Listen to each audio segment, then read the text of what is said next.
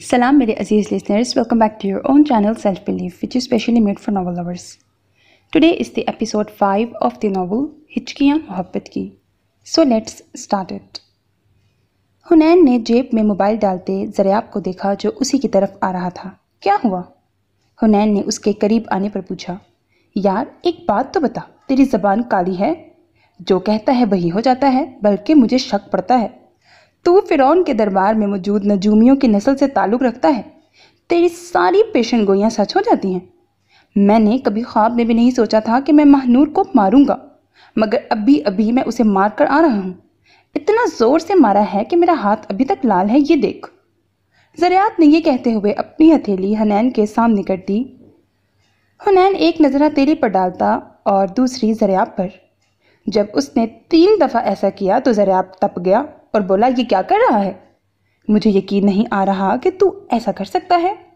हुनैन ने हैरानगी से कहा, यह सब तेरी ही वजह से हुआ है. तूने मेरी इतनी ब्रेन वॉशिंग की है कि बस. हुनैन तू पूरी फप्फे कुटनी है. यह तो अल्लाह का एहसान है हम पर कि उसने तुझे लड़का बनाया. खुदा ना ख्वास्ता अगर तू लड़की होता तो अपने अक़वाले ज़री और हरकतों की वजह से रोज़ 7 घर उजाड़ती. ज़रियाब दुख और गुस्से की मिली जुली कैफियत में बोला. हुनैन ने कहकहा लगाते हुए कहा, शेर बन शेर, ऐसी छोटी छोटी बातों पर मुंह नहीं बना लेते. चल इधर आ, झप्पी डाल. तुझे कितनी बार मना किया है मुझे हाथ ना लगाया कर. ज़रियाब ने तंग होते हुए हुनैन के सीने पर हाथ रख कर पीछे किया. ज़रियाब, मैंने भी तुझे कितनी बार समझाया है, ये लड़कियों वाले डायलॉग मत बोला कर. मर्द बन मर्द. वैसे मुझे अभी तक यकीन नहीं आ रहा कि तूने उसे मारा है. खैर, इस थप्पड़ का तुझे सारी ज़िंदगी फ़ायदा होगा. अब वो तुझसे डरेगी, तेरी नाफरमानी नहीं करेगी.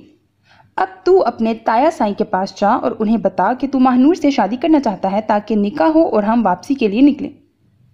हुनैन ने ज़रियाब के कंधे पर हाथ रखते कहा, तेरी गलत फहमी है कि वो मुझसे डरेगी और निकाह के लिए तो अब वो कभी राज़ी नहीं होगी. ज़रियाब ने हुनैन का हाथ पीछे हटाते हुए कहा, तो उससे पूछ कौन रहा है? जैसे पहले उससे पूछे बगैर निकाह हो रहा था वैसे ही अब होगा. ज़रियाब सरदार हशमत अली ख़ान के कमरे में दाखिल हुआ जो इस वक्त लाइट बंद करके इजी चेयर पर झूल रहे थे. ताया साईं, मुझे आपसे कुछ ज़रूरी बात करनी है. जैसे ही ज़रियाब ने यह कहा, सरदार हशमत अली ख़ान ने झूलना छोड़कर उसकी तरफ देखा मगर बोले कुछ नहीं. ताया साईं, मैं महानूर से शादी करना चाहता हूँ, अभी और इसी वक्त. ज़रियाब ने सरदार हशमत के पाँव में बैठते हुए कहा, बेटा साईं, ये आप क्या कह रहे हैं? आप होश में तो हैं? ये कैसे हो सकता है? वो आपसे उम्र में बड़ी है. अभी उन्होंने इतना ही कहा था कि सरदार दिलावर अंदर दाखिल हुए और सरदार हशमत को बताया कि मैंने चौधरी मोहम्मद अली को फ़ोन करके रिश्ते से मना कर दिया है, मगर वो आपसे मिलना चाहते हैं.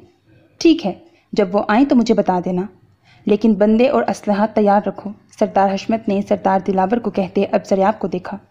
बेटा साईं, आप आज हवेली से बाहर नहीं निकलेंगे. कल सुबह मैं खुद आपके साथ जाऊंगा, ठीक है? जी बेहतर, मगर आपने मेरे सवाल का जवाब नहीं दिया. ज़रियाब ने दोबारा अपना सवाल दोहराया, जिस पर सरदार दिलावर खिल उठे. मैं भी यही चाहता हूँ भाई साहब, आप महानूर हमें दे दें. मुझे तो शुरू से वो बच्ची बहुत अच्छी लगती है. मैं मिन्नत करता हूँ आपकी. सरदार दिलावर ने कहते हुए ज़रियाब के साथ नीचे बैठ गए. कुछ देर सोचने के बाद सरदार हशमत ने हाँ कर दी और कहा, जनान खाने में पर्दा करवाओ, निकाह अभी और इसी वक्त होगा. महानूर के कमरे में इस वक्त माहीन, पारो, बेगम नसरीन और बेगम कोसर के अलावा कुछ करीबी रिश्तेदार औरतें मौजूद थीं, जबकि कमरे के बाहर ज़रियाब, इफ़रा सयाब और हुनैन एक साथ बैठे थे. सरदार हशमत और सरदार दिलावर एक साथ उन तीनों के सामने थे. मौलवी साहब और कुछ गांव के मुअज़्ज़िज़ीन भी मौजूद थे. महानूर के कमरे का दरवाज़ा खुला हुआ था और एक सफ़ेद कपड़ा पर्दे के लिए लगाया गया था. मौलवी साहब, निकाह शुरू करें. जैसे ही सरदार दिलावर ने यह कहा तो मौलवी साहब ने लड़का लड़की की रजामंदी चाही. ज़रियाब ने सर हिलाकर अपनी रजामंदी दी. अब महानूर की बारी थी. ऊंची आवाज़ में पूछा गया कि बेटा, आपको सरदार ज़रियाब अली ख़ान वल्द सरदार दिलावर अली ख़ान से निकाह कबूल है? मगर दूसरी तरफ से कोई जवाब ना आया. फिर दूसरी दफ़ा भी पूछने पर ऐसा ही हुआ, जबकि कमरे में मौजूद बेगम कोसर और बेगम नसरीन महानूर को मुसलसल हाँ करने का बोल रही थी. जब तीसरी बार मौलवी साहब ने पूछा तो महानूर की आवाज़ पूरे कमरे में गूंजी, मुझे ये निकाह मंजूर नहीं, जिसे बाहर बैठे हर शख्स ने आसानी से सुना. जैसे ही महानूर के ये अल्फाज हुनैन के कानों में पड़े तो बेसाख्ता हुनैन के मुंह से निकला, ओह तेरी खैर, थप्पड़ खा के भी कोई असर नहीं हुआ. हुनैन की आवाज़ इतनी थी कि सब ने पीछे मुड़कर देखा। ज़रियाब ने हुनैन को कोहनी मारी और कहा, अपना मुंह बंद रख। इतनी संजीदा सूरत हाल में भी ज़रियाब और इफ़रा सयाब नीचे मुँह करके हंसने लगे, जबकि हुनैन अपना कहकहा रोकने के चक्कर में लाल हो गया और सरदार हशमत गुस्से से लाल होते खड़े हो गए। सरदार हशमत गुस्से से महानूर के कमरे में दाखिल होने लगे जब सरदार दिलावर अली ख़ान ने उनका बाजू पकड़ा और कहा, भाई साहब 1 मिनट मुझे बात करने दें, और साथ ही सफ़ेद पर्दा पीछे करते कमरे में दाखिल हो गए। आप लोग ज़रा साइड पर हो जाएं, मुझे महानूर से अकेले में बात करनी है।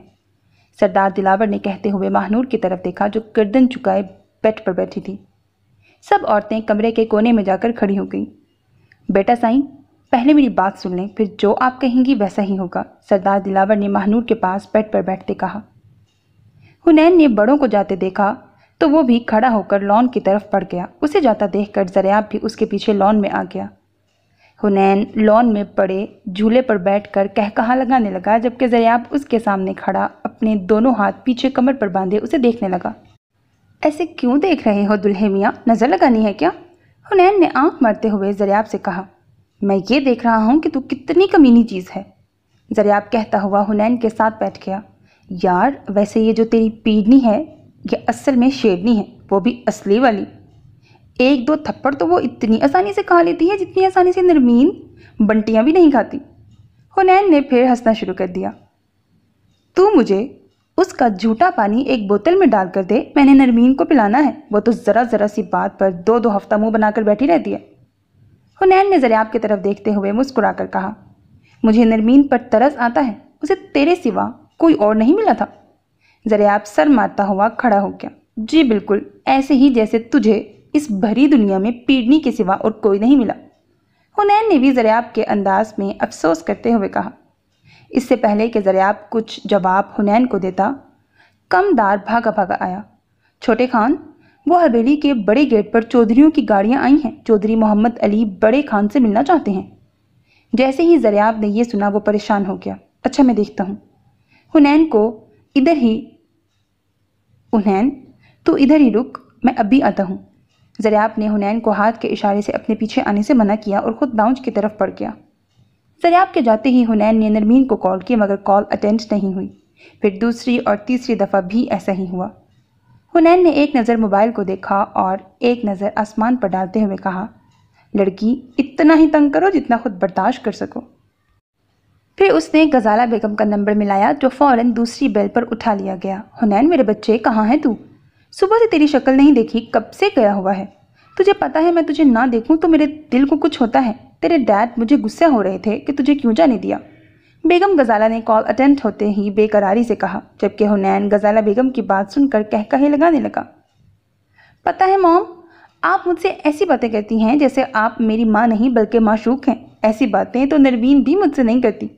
कभी कभी मैं सोचता हूँ डैड कितने लकी हैं, उन्हें इतनी रोमांटिक लड़की मिली है। सच्ची मॉम, आप जवानी में गजब की होंगी, पर मुझे ये समझ नहीं आती आपको डैड ही मिले थे शादी करने के लिए। मॉम आपकी चॉइस बिल्कुल भी अच्छी नहीं है। हुनैन ने पहले शरारत से फिर अफसोस से माँ को कहा, तेरे डैड सही कहते हैं, तुझे ज़रा शर्म नहीं आती ऐसी बातें करते हैं माँ से, बेगैरत औलाद। गजाला बेगम ने हुनैन को डांटते हुए कहा। हाँ अब लग रहा है ना कि माँ बात कर रही है, पहले तो मुझे शक हो रहा था कि कहीं कोई मेरी माशूक तो नहीं बोल रही। हुनैन मुस्तकिल माँ को तंग कर रहा था। हुनैन अपनी बकवास बंद कर और जल्दी घर वापस आ, शाम में नरमीन के घर जाना है, समझे? गजाला बेगम ने हुक्म देते हुए कहा। सच्ची मॉम, आप नरमीन को अपने घर लाने के लिए जा रही हैं? हुनैन अब मुकम्मल तौर पर फ्रेश हो चुका था। तो और किस लिए जाना है? शायद उस बच्ची के घर आ जाने से हमें भी तुम्हारी शक्ल देखना नसीब हो जाया करे, गजाला बेगम ने जवाब दिया। देखा, फिर वही मशकूक बातें। मॉम, आप नरमीन को भी वो सब बातें सिखा देना ना जो आप डैड से करती हैं। नरमीन को वैसी बातें नहीं आती। प्लीज़ मॉम, मेरा दिल भी करता है वो मेरे साथ वैसा ही सलूक करे जैसा आप डैड के साथ करती हैं। कितनी लाडियाँ करती हैं, नाश्ते पर, लंच पर, डिनर पर। हुनैन ने सर्द आ भरते हुए कहा और साथ ही ऊंचे ऊंचे कहकहे मारने लगा। हुनैन, तेरा कुछ नहीं हो सकता। कहते हुए बेगम गजाला ने फ़ोन बंद कर दिया, जबकि हुनैन काफ़ी देर तक हंसता रहा। फिर दोबारा नरमीन का नंबर डायल करने लगा। अब की बार कॉल तीसरी बेल पर अटेंड हो गई। कहाँ हो तुम? कब तक आओगे? हुनैन, कभी सच भी बोल दिया करो। अभी तक ज़रियाब का निकाह नहीं हुआ? नरमीन की रूटी रूटी आवाज स्पीकर में उभरी। ना सलाम ना दुआ, फोन उठाते ही शुरू हो गई हो। क्या है तुम्हें? तुम तो इतनी बदतमीज कभी नहीं थी। हुनैन ने गिला किया। अच्छा सॉरी, नरमीन ने फौरन शर्मिंदा होते जवाब दिया। खैर, सॉरी से गुजारा तो नहीं होगा, मगर फिलहाल मैं यही कबूल कर लेता हूँ, हुनैन ने मुस्कुराकर जवाब दिया। मतलब? नरमीन ने नासमझी से पूछा। मतलब तो मैं तुम्हें आकर बताऊंगा, फिलहाल तुम अपने नन्हे से जहन पर जोर मत डालो। कब तक आओगे, यही तो पूछ रही हूँ। यार क्या बताऊं तुझे नरमीन, मैं तो खुद ही फंस गया हूँ, कसम से निकाह होने का नाम ही नहीं ले रहा। ज़रियाब का निकाह ना हो गया, मौला जट की फिल्म हो गई। हर थोड़ी देर बाद एक धमाका होता है, वो भी जोरदार। कभी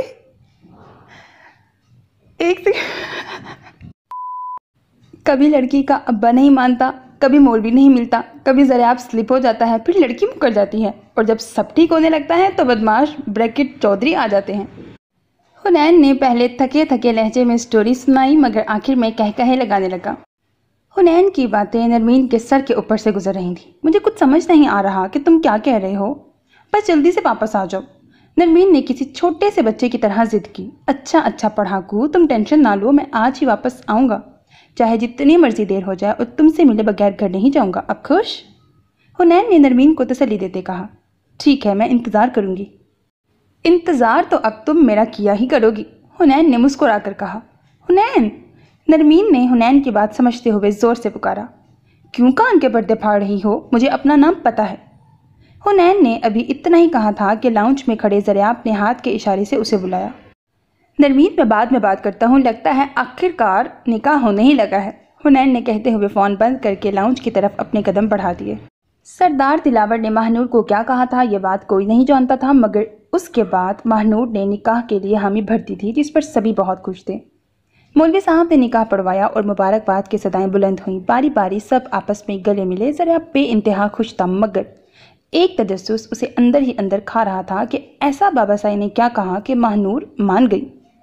ज़रियाब अपनी सोच में गुम था जब हुनैन की बात पर चौंका। यार, तुम्हारे यहाँ निकाह पर छवारे नहीं बांटते? ज़रियाब से पहले सरदार दिलावर बोल पड़े, क्यों नहीं बांटते? और एक नौकर को इशारा करते हुए हुनैन को देखा, जिसके हाथ में एक टोकरी थी जो छोटी छोटी पोटलियों से भरी पड़ी थी। मैं मॉम, डैड, नरमीन और दबीर सबके हिस्सों की लूँगा। हुनैन ने अपनी गोल मटोल आंखें घुमाकर पहले टोकरी और फिर ज़रियाब को देखा, जिस पर ज़रियाब और सरदार दिलावर हंस पड़े। ज़रियाब लॉन से सीधा लाउंज में पहुंचा। सरदार दिलावर को सारी सूरत हाल से आगाह किया। कुछ देर मशवरा करने के बाद सरदार हशमत अली इस नतीजे पर पहुंचे कि पहले निकाह होगा, फिर चौधरियों से मुलाकात। सरदार हशमत, सरदार दिलावर, इफ्रा सयाब और ज़रियाब इस वक्त मेहमान खाने में मौजूद थे, जबकि दूसरी तरफ से चौधरी मोहम्मद अली के साथ 3 लोग और भी मौजूद थे। जब काफ़ी देर किसी ने कुछ ना कहा तो बिलाखिर चौधरी मोहम्मद अली ने अपना गला साफ किया और बात का आगाज़ किया। हम सिर्फ ये चाहते हैं कि हमारी जो ज़मीन महानूर के नाम है वो हमें वापस कर दी जाए, और साथ ही कुछ पेपर्स सरदार हशमत के सामने रखे। महानूर के साइन उन पेपर्स पर ले दें। आपने जरगा की शराइत तोड़ी हैं, इसलिए अब हम में से कोई भी जरगे का पाबंद नहीं रहा, मगर मैं फिर भी कोशिश करूंगा कि हमारी तरफ से किसी किस्म की गड़बड़ का आगाज़ ना हो। मगर अगर आप लोगों में से किसी ने पहल की तो फिर मुझसे गिला मत करना, हमने चूड़ियाँ नहीं पहनी हुई। सरदार हशमत ने वो कागज़ सरदार दिलावर के हवाले किए, क्योंकि वो जानते थे कि महानूर उनके अलावा किसी के भी कहने पर साइन नहीं करेगी। कुछ देर बाद सरदार दिलावर अली ख़ान पेपर्स पर महानूर के साइन ले आए। चौधरी मोहम्मद अली को पेपर्स देते हुए सरदार दिलावर ने कहा, चौधरी साहब, हम आपसे बहुत शर्मिंदा हैं, लेकिन उम्मीद करते हैं कि आप जोश के बजाय होश से काम लेंगे। इसमें हम दोनों ख़ानदानों की आफियत है। जबकि चौधरी मोहम्मद अली ने एक नज़र बैठे हुए ज़रियाब पर डाली और बगैर कुछ कहे बाहर की तरफ बढ़ गए। यार, 5 बज रहे हैं, क्या इरादा है तेरा? अगर तूने नहीं जाना तो तू मुझे बता दे, क्योंकि मैं अब निकलना चाहता हूँ, हुनैन ने ज़रियाब से कहा। ज़्यादा बकवास करने की ज़रूरत नहीं है, एक साथ आए हैं और एक साथ ही वापस जाएंगे, लेकिन ज़रा सब्र कर, ताया साईं को अपने कमरे में जाने दे, फिर हम दोनों खामोशी से पिछले दरवाजे से निकल जाएंगे। तब तक चल कर थोड़ी देर आराम करते हैं, ज़रियाब ने हुनैन के कंधे पर हाथ रखते हुए कहा। फिर दोनों ज़रियाब के बेडरूम में आ गए, जिसे देखकर हुनैन ने कहा, यार, तेरा कमरा तो ज़बरदस्त है, जैसे किसी शहजादे का हो। मैं सोच रहा हूँ अगर ये लोग तुझे शहर में नौकरों की तरह काम करता देख लें तो यकीनन बेहोश हो जाएं। और खुद बेड ग्राउंड से टेक लगाकर लेट गया। ज़रियाब भी हुनैन के साथ ही बेड क्राउन से टेक लगा कर लेट गया और आंखें बंद कर लीं। आंखें बंद करते ही माहनूर का चेहरा सामने आ गया। अजीब खुशी थी जो बयान से बाहर थी। अजीब एहसास था जिसे सिर्फ महसूस किया जा सकता था। वो मेरी है आज से, सिर्फ मेरी। अगर देख पाते तुम मेरी चाहत की इंतहा, तो हम तुमसे नहीं, तुम हमसे मोहब्बत करते। ज़रियाब के होंठ इस ख्याल से खुद ब खुद मुस्कुराए, मगर अगले ही पल आज का थप्पड़ याद आ गया तो वो परेशान हो गया। ये मैंने क्या किया? क्यों मारा उसे? अब मैं उसका सामना कैसे करूंगा? ज़रियाब की सोच के साथ साथ उसके चेहरे के तासुरात भी बदल रहे थे, जिसे हुनैन बहुत गौर से देख रहा था। वो उसकी हालत से वाकिफ था। ऐसा क्या करूं कि ये खुश हो जाए? इसकी खुशी सेलिब्रेट करते हैं। हाँ, ये ठीक आइडिया है। फिर उसने दबीर को ज़रियाब के निकाह की सारी कार्रवाई मुख्तसरन लिखकर सेंड कर दी। थोड़ी देर बाद जब उसे यकीन हो गया कि दबीर ने सारा मैसेज पढ़ लिया होगा, तो हुनैन ने दबीर को वीडियो कॉल की, जिसे फौरन दबीर ने अटेंड किया। यार, तू निकाह ना करी, इसके बाद बंदे की ये हालत होती है। जैसे ही हुनैन ने यह जुमला कहा, ज़रियाब ने आंखें खोलकर सामने देखा, जहां स्क्रीन पर दबीर का चेहरा मुस्कुरा रहा था। मुबारक हो यार, बहुत बहुत। मैं ट्रीट लूंगा, वो भी अपनी पसंद से। दबीर ने ज़रियाब को खुशी से मुबारकबाद दी। ठीक है, बंदा हाजिर है। जहां तू कहेगा वहीं तुझे ट्रीट दूंगा, मगर एक शर्त है, वो ये कि तू मुझे निकाह की खुशी में हुनैन के जैसा मोबाइल लेकर देगा। ज़रियाब का मूड एकदम फ्रेश हो गया था। क्यों जी, मेरे जैसा क्यों? हुनैन ने अपनी गोल मटोल आंखें घुमाकर पास बैठे ज़रियाब को देखा। इसीलिए कि मेरा निकाह हुआ है और तुम दोनों मुझे गिफ्ट दोगे, वो भी मेरी पसंद के। दबीर ने दोनों की लड़ाई खत्म करने के लिए मदाखलत की। ज़रियाब, तेरा मोबाइल पक्का। और हुनैन, मैंने तुझे पहले ही ले दिया है, अब फड्डा नहीं। ठीक है, पर तू मुझे एक और मोबाइल लेकर देगा, क्योंकि मैं चाहता हूँ जैसा मेरा मोबाइल हो वैसा ही नरमीन के पास भी हो। और अब जल्द ही मेरा और उसका निकाह होने वाला है, क्योंकि वो तुम दोनों की क्लास फेलो भी है, तो इसीलिए तुम उसे गिफ्ट लेकर दोगे, मगर मेरी पसंद का। समझ लगी? हुनैन ने आखिर में दोनों को बारी बारी देखा। हम नरमीन को उसकी पसंद का गिफ्ट लेकर देंगे, तुझे अपनी टांग अड़ाने की जरूरत नहीं है। ज़रियाब ने दबीर की तरफ देखते हुए कहा, जिसका मकसद था कि मैं ठीक कह रहा हूँ। हाँ बिल्कुल, ज़रियाब ठीक कह रहा है, दबीर ने मुस्कुराकर कहा, और फिर दोनों को देखने लगा। वो इन्हीं बातों को सुबह से मिस कर रहा था। ये चीटिंग है, मैं नहीं मानता। वो बेवकूफ़ है, मुझे पता है कि उसने क्या कहना है। हुनैन ने मुंह बनाते हुए कहा। क्या कहेगी? ज़रियाब और दबीर ने एक साथ पूछा। हुनैन ने नरमीन की नकल उतारते हुए कहा, मुझे फलां किताब ले दो। और अब तीनों कह कहे मार मार कर हंस रहे थे। पता ये दुनिया की वाहिद लड़की होगी जो जहेज में रद्दी ब्रैकेट किताबें लेकर आएगी। हुनैन ने बेजारी से कहा, वैसे बड़ी शर्म की बात है, ऐसी मोहब्बत करता है तो नरमीन से? ज़रियाब ने दुख की एक्टिंग करते कहा, नहीं जी, मुझे कहाँ मोहब्बत करनी आती है। हुनैन ने मासूमियत से पहले ज़रियाब को देखा, फिर दबीर को मुखातिब करके बोला, मोहब्बत तो ये दोनों मियाँ बीवी करते हैं, क्या मिसाली मोहब्बत है। बीवी बद्दुआएं देती नहीं थकती और मियाँ ने निकाह वाले दिन शानदार थप्पड़ गिफ्ट किया है, माशाल्लाह सुभान अल्लाह। अब वो बकायदा लहक लहक कर कह रहा था, जबकि दबीर कहा लगा रहा था। ज़रियाब ने हुनैन की गर्दन दबोच कर कहा, तेरी बकवास बंद होती है या मैं करूं? वो खुद भी हंस रहा था।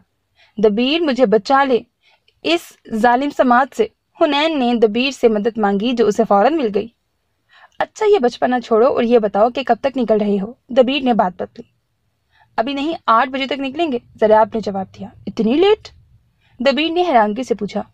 जी, क्योंकि अभी इन्होंने अपनी पीढ़नी के दरबार में हाजिरी देनी है और उनके कदमों में बैठकर अपनी 50 रुपए वाली पायल नजराने के तौर पर पेश करनी है। साथ साथ अपने गुनाहों की माफी भी तो मांगनी है और बद्दुआओं से झोली भी भर कर लानी है। हुनैन ज़रियाब की गिरफ्त से निकलते ही वापस अपनी टोन में आ गया था। अब तो तुझे नहीं छोड़ूंगा। ज़रियाब ने हुनैन को दोबारा पकड़ लिया। पूरे कमरे में मोहब्बत, प्यार और दोस्ती के कहकहे गूंज रहे थे, इस बात से बेखबर कि आगे क्या होने वाला है। सरदार हशमत के कमरे में मौत की तरह सकूत छाया हुआ था। सरदार दिलावर उनके सामने खड़े थे। दिलावर, आज किसी भी सूरत ज़रियाब हवेली से बाहर न निकले, उसके कमरे के बाहर भी पहरा बिठा दो। मुझे चौधरियों के इरादे ठीक नहीं लग रहे। देखा था तुमने किस नज़र से वो ज़रियाब को देख रहे थे। अगर ज़रियाब को कुछ भी हुआ तो मैं मर जाऊंगा, मेरी जान है उसमें। अल्लाह न करे भाई साहब, ऐसा कुछ नहीं होगा, आप आराम से सो जाए, मैं जाग रहा हूँ। सरदार दिलावर ने तसल्ली दी। صبح حالات کا جائزہ لے کر میں خود اسے شہر چھوڑ کر آؤں گا۔ سردار حشمت نے کہا، جی بہتر، جیسا آپ مناسب سمجھیں۔ سردار دلاور کہتے ہوئے کمرے سے باہر نکلے اور زریاب کے کمرے کی طرف بڑھ گئے۔ سردار دلاور نے زریاب کے کہے دروازے سے باہر ہی سنتے ہوئے دعا مانگی، یا اللہ میرے بیٹے کو خوش رکھ، کتنے عرصے بعد خوش ہوا ہے، اسے دشمنوں کے شر سے محفوظ رکھنا، آمین، اور دستک دیتے ہوئے دروازہ کھولا۔ حنین اور زریاب جو اس وقت آپس میں گپے لگا رہے تھے، سردار دلاور کے یوں اچانک آنے پر ایک دوسرے کو دیکھنے لگے اور پھر احترام سے کھڑے ہو گئے۔ کیا ہو رہا تھا بیٹا سائیں؟ سردار دلاور نے دونوں کو پیار سے دیکھتے کہا۔ کچھ نہیں، بس ویسے ہی باتیں کر رہے تھے، زریاب نے جواب دیتے حنین کی طرف دیکھا جو انتہائی سنجیدہ سا منہ بنا کر کھڑا تھا۔ بیٹھیں، کھڑے کیوں ہیں آپ؟ سردار دلاور نے دونوں سے کہا اور خود بھی بیٹھ گئے۔ بیٹا ہم آپ سے بہت شرمندہ ہیں، آپ پہلی بار آئے ہیں، مگر ہم اپنے خاندانی مسائل کی وجہ سے آپ کی صحیح مہمانداری نہیں کر سکے۔ آپ بھی سوچتے ہوں گے کہ کیسے لوگ ہیں ہم۔ سردار دلاور نے حنین کو مخاطب کرتے افسوس سے کہا، نہیں بابا، یہ ایسی باتیں نہیں سوچتا، بہت پیارا دوست ہے میرا۔ حنین کی بجائے زریاب نے جواب دیا، مجھے معلوم ہے، مگر ہم سے تو اس کی مہمانداری میں کوتاہی ہوئی ہے نا۔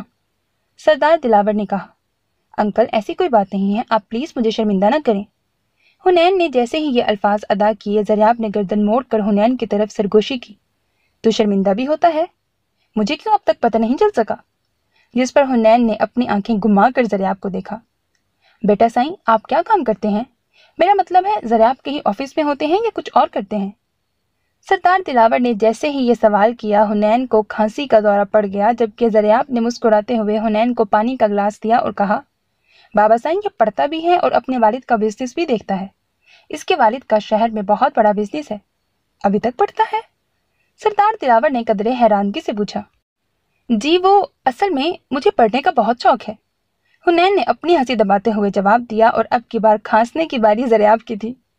اچھا بیٹا سائیں آرام کریں، کسی بھی چیز کی ضرورت ہو تو باہر نوکر موجود ہیں، ان کو بتا دینا۔ پہلی دفعہ تمہارا دوست آیا ہے، اس کا بہت خیال رکھنا۔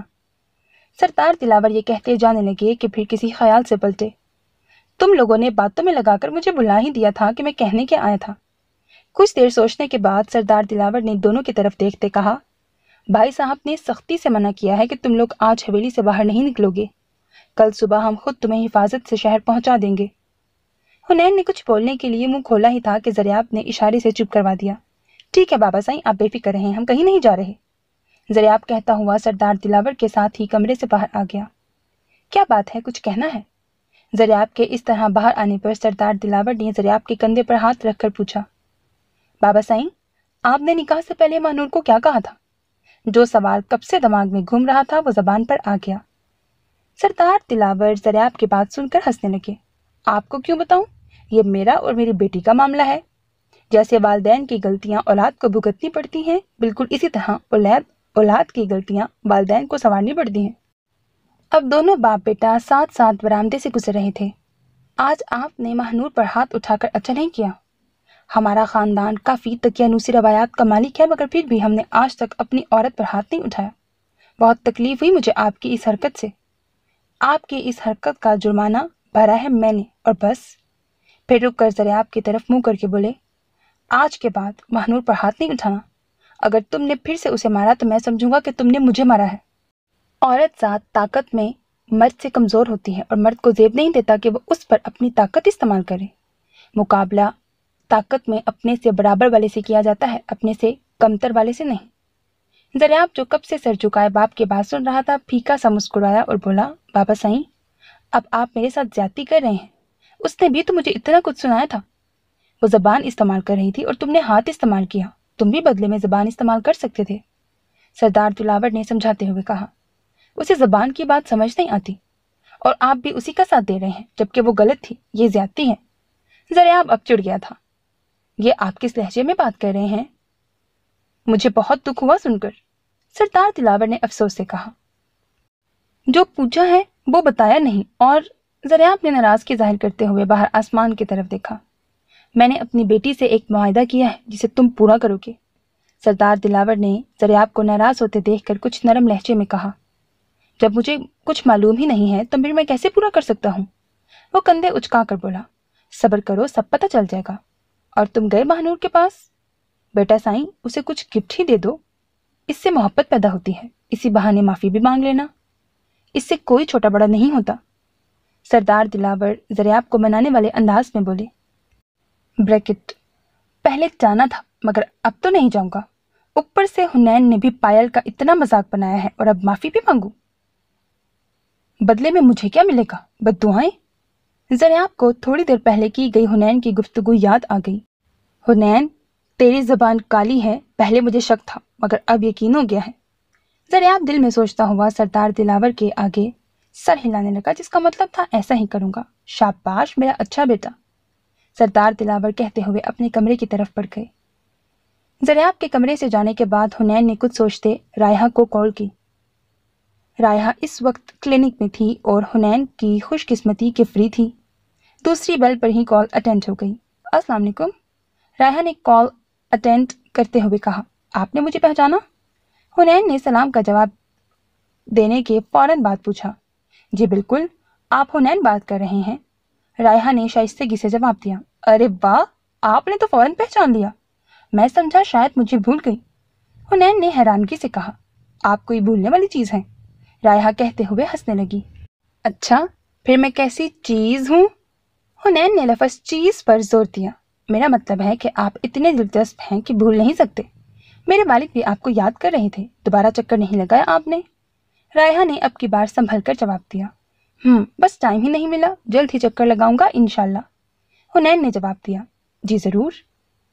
अगर आपको बुरा न लगे तो मुझे आपसे एक बहुत ज़रूरी बात करनी है। जी कहिए, मैं सुन रही हूँ। आप मुझसे दोबारा मिल सकती हैं और यकीन मानिए इसमें आपका बहुत बड़ा फ़ायदा है, बल्कि सिर्फ आपका ही नहीं आपके पूरे ख़ानदान का भी फ़ायदा है, हुनैन ने पुरएतमाद लहजे में कहा। कितना बड़ा फ़ायदा है? रायहा ने पूछा। आप यूँ समझ लें जैसे आपके पास FX गाड़ी है और कोई आपसे वो लेकर आपको ऑडी A6 ले दे, वो भी बिल्कुल मुफ्त। हुनैन ने रायहा को उसी की ज़बान में समझाया। ठीक है, मैं आपसे मिलने को तैयार हूँ, कहाँ और कब मिलना है? रायहा को तजस्सुस हुआ। तीर निशाने पर बैठा है, हुनैन ने अपने आप को दाद दी। अभी नहीं, मैं 1-2 दिन तक बताता हूँ। ठीक है, जैसा आपको मुनासिब लगे, रायहा ने जवाब दिया। ज़रियाब कमरे में दाखिल हुआ तो मूड कुछ ख़राब था, जबकि हुनैन मोबाइल को देखकर मुस्कुरा रहा था। ज़रियाब ने हुनैन की तरफ अबरू उचका कर कहा, खैर है, क्यों इतना मुस्कुरा रहा है? यार, स्टाइलों से बात कर रहा था, मैंने सोचा तू अपने घर का हो गया है तो दबीर का भी कुछ बंदोबस्त कर दूं। वो खुद तो कुछ करेगा नहीं और हंसने लग गया। आपकी मालूमात में इजाफे के लिए अर्ज है कि अपने घर का ये जुमला लड़कियों के लिए इस्तेमाल होता है। ज़रियाब ने बेड पर टांगे लटका कर लेटते हुए कहा। जो तेरी और दबीर की हरकतें हैं ना, इस हिसाब से तुम लड़कियां ही हो, सिर्फ देखने में लड़के हो। और फिर कहे लगाने लगा। हुनैन, ना कर यार, मेरे सर में आगे ही दर्द हो रहा है। ज़रियाब ने कनपटी मलते हुए जवाब दिया। जी वो तो आपने आज खुद अपनी ज़ाती रजामंदी से लिया है, बाकायदा तौर पर एग्रीमेंट साइन करके। हुनैन का इशारा निकाह की तरफ था।